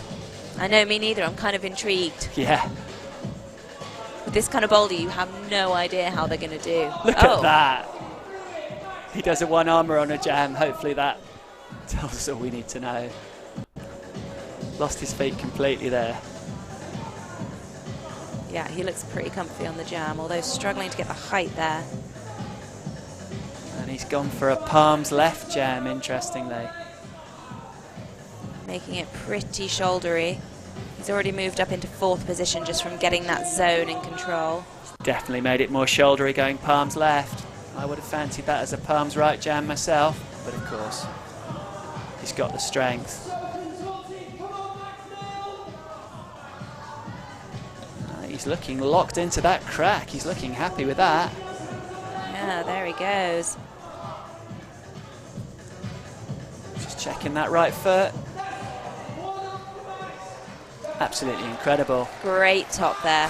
And there he goes, all the way up the leaderboard into 2nd place. All right. Didn't really see that coming. No, it's an impressive performance. So a high strength element to this problem, and Jen has just looked so strong on this type of problem so far. And here we see it again from her. There she is, getting the zone hold. That moves her up to 2nd place.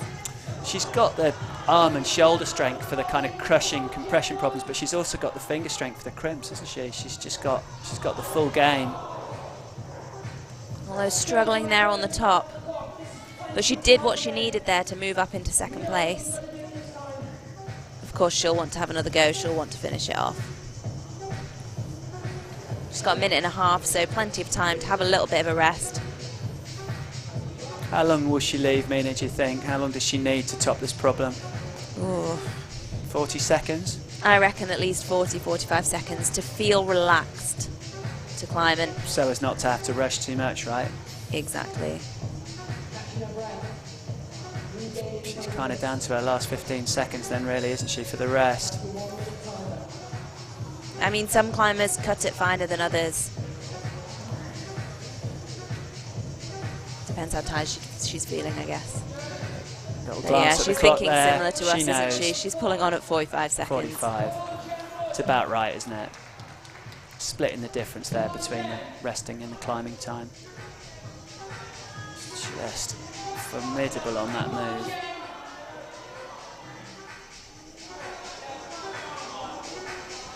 I can't help but think it was a loss of concentration that caused her to fall on the top, rather than a mistake or rather than a loss of strength. She's still looking so strong here. Just looks very slippy, that top boulder. Ooh. Good effort from Jen. 4 seconds left, that's it from Jen Wood. And there we have it. Final 2 climbers coming out now, so we've got Hamish MacArthur, who still has the potential to take the win, so this is going to be an exciting final boulder for the men's. He's currently sat in 4th, but if he tops this block, he'll move to 3rd. Yeah, he's gonna And want he's that still podium got the position. potential to end up in the 1st place, depending on how quickly he can end up at the top.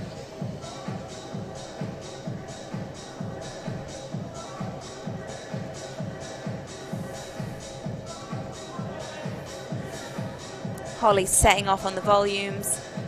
It's a powerful finishing problem for the girls.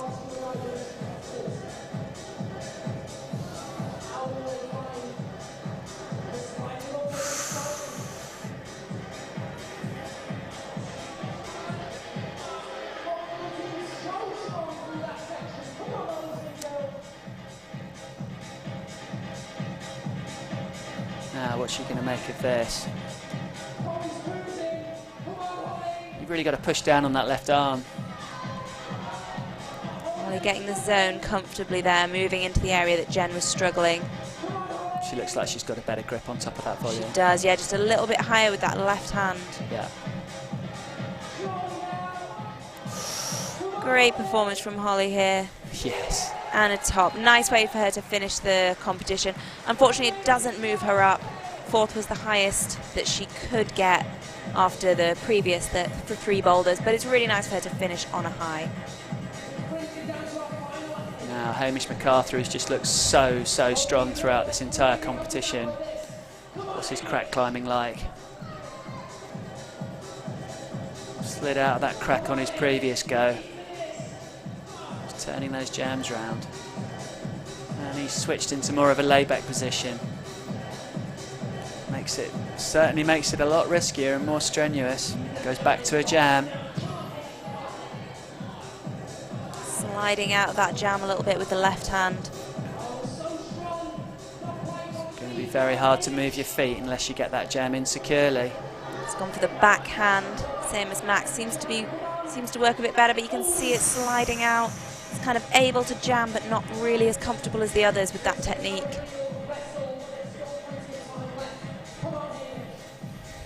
Sitting in 4th, he's still got the potential to move up to 2nd.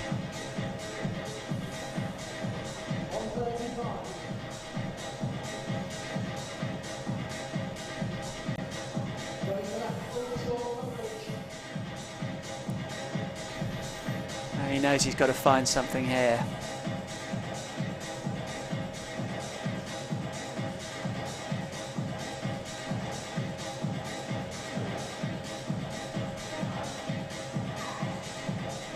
Approaching the last minute of this final competition.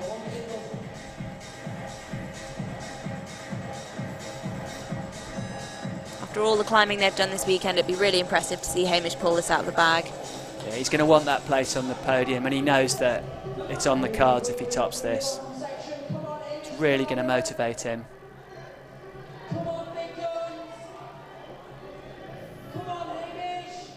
And he's quicker through this first section.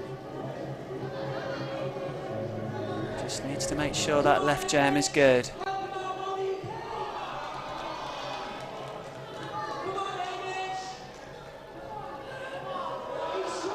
Really good effort here from Hamish. You can see how hard he's trying. Just needs to get those jams good. Not quite enough. 15 seconds to go. I think that's probably it for Hamish, which means that is it for the Plywood Masters final this evening.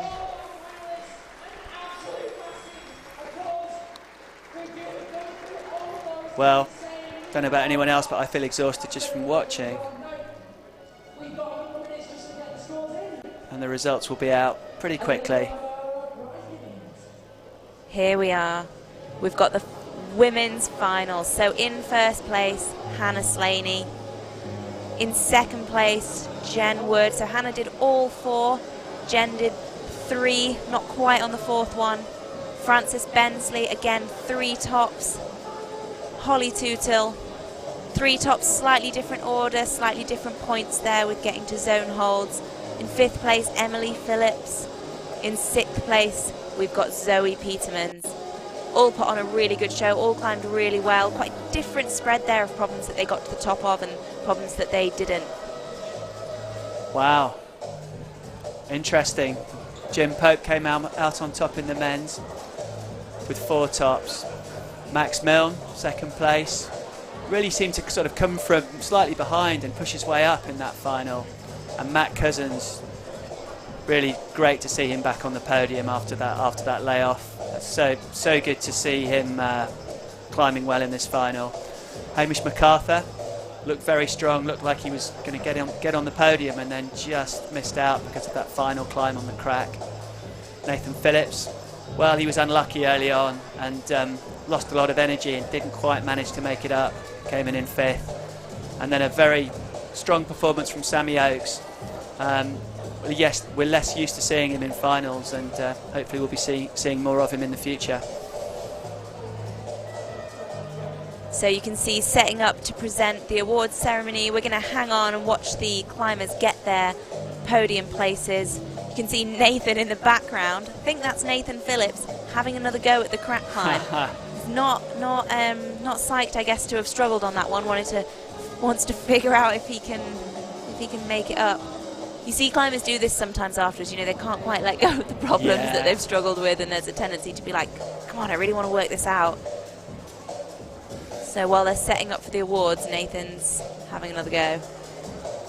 But stick around with this, it won't be long until prize giving and the podiums.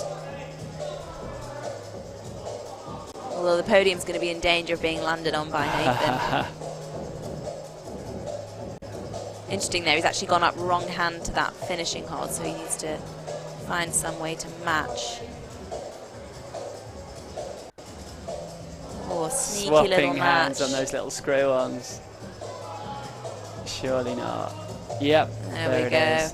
That's nice for Nathan. Obviously not in the competition, but it's kind of nice for him. He had a bit of a tough round. I think, you know, we didn't see the best of Nathan Phillips in this evening's competition, so it's nice for him to get a bit of a confidence boost there and realise that he can do the block. For sure.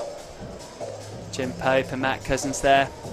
Matt must be pleased as well. First big competition back since really quite a bad finger injury, and you could see he was still taped up, but he was obviously able to climb, you know, without too much reservation during that round, and it's nice for him to come out with a really good result before leading into some of the international comps that I'm sure he'll be attending. Definitely.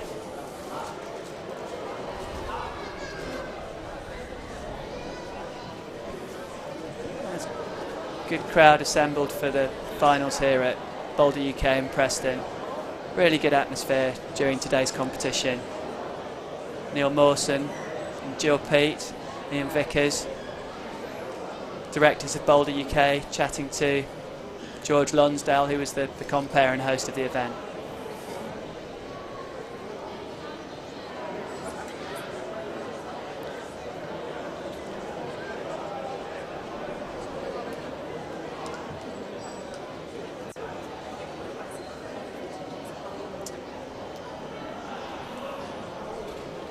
We're not quite sure what's going on here. I think they're just getting ready for the presentation. You can see Jim and Matt there chatting away, good friends. A lot of these competitors are good friends. You know, they've competed a lot, trained and climbed together quite a lot over the years. They've travelled together to international competitions, especially, you know, in this final round we had quite a lot of Team GB members. So they, you know, they all know each other quite well, and it's nice that it really creates a friendly environment at these more local kind of friendly competitions. And I think it's a bit of benchmarking for them, isn't it, Mina? Because they've got Moscow coming up fairly soon. Oh, look. Nathan can't resist the opportunity to do a bit of training. Yeah, exactly like you say, they've got Moscow coming up soon. It's nice to kind of get a bit of a sense of how you're feeling in a smaller but albeit very well organised, very kind of World Cup style comp with that kind of level of setting and, you know, isolation and all the rules that come with that level of IFSC competition. It's quite good to have a practice round, and it'll be interesting, you know, over the years with the Plywood Masters really just getting more and more professional. BoulderUK doing such a great job, whether we'll start to see international competitors coming over for this. You would expect so. And the results are ready. So, in reverse order. All right, so it looks like they're calling the competitors up.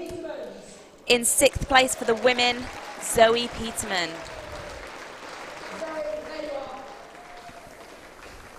Chocolates. Winner. In 5th, Emily Phillips. Wasn't the best final for her, but she's had such a good run of form recently. She won't be too disappointed, I'm sure. In 4th place, we've got Frances Bensley.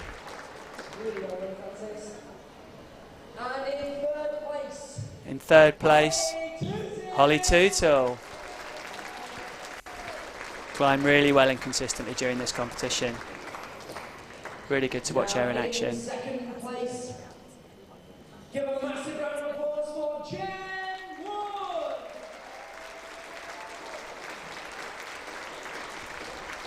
And Jen Wood. Which means in 1st place with 4 flashes, Hannah. 1st place, Hannah Slaney.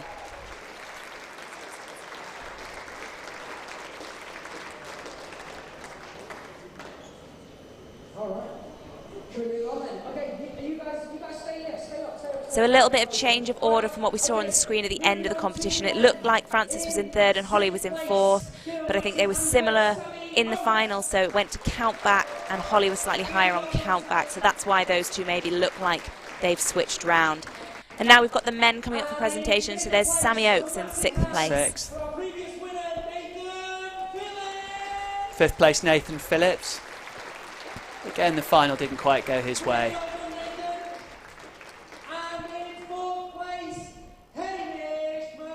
4th place, Hamish MacArthur. Again, he really looked like he was on for the win, didn't he, until that final boulder. That crack unravelled him. Making podium in his first competition in years, Matt Cousins. Superb to see Matt Cousins back on the podium in 3rd place. Great performance from him. And in 2nd place, Max Milne. In 2nd place, we've got Max Milne. Really great performance. Absolutely aced the jam climb. That was a nice surprise, wasn't it? So good to see.